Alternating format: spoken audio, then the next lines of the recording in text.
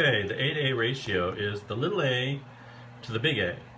And that's the PaO2, which comes from blood gas, and the alveolar partial pressure of oxygen, which is the oxygen on the inside of your lung, and they're both measured in torr.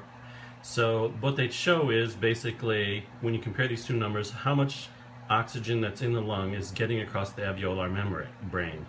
And so what you need to know first is how much is in the lung, the air, the pressure in the lung.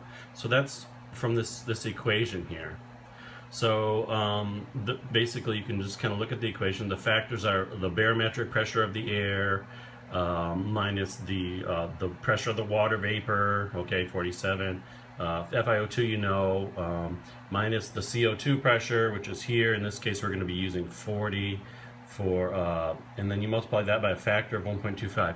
So you crunch these numbers, and you get, in a normal person breathing room air, 99.73 torr. So that's the pressure, the partial pressure of oxygen in the lung. So how much of that comes across on a normal patient? So like maybe 90% or so. So we know normal blood gas would be between 80 and 90. So suppose it's 90. We put that number over this 99.73, we get 0.9, which is a normal A to A ratio. But how does that work clinically? Okay, so we have a normal patient on 100% non-rebreather. We would calculate out that his lungs have 663 torr of partial pressure oxygen. We'd multiply it by the normal ratio, and we'd get what we think his blood gas would be, right? If we drew it, it would be 597 PaO2, right? So it's very high. Then we can use that clinically. Like, for example, if his blood gas turns out that it's only 200, well, we know that he's not doing good, because he should be, with all that oxygen, it should be 597.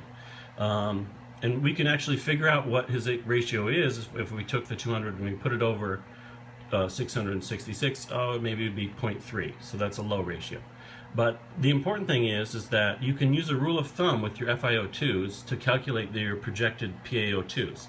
So, for example, you just multiply the FiO2 by 5.5, you know what the normal PaO2s would be. So 40% times 5.5, that's like 40 times 5.5 would be 220. So that would be almost 212. So if you just remember this rule of thumb, you'll know what your baseline is, and you can see how your patients are doing. And then if you want to make calculations to see is their A to A ratio improving or declining over time, you can, but you usually don't need to get that involved. You can just kind of use your rule of thumb to see what the baseline is.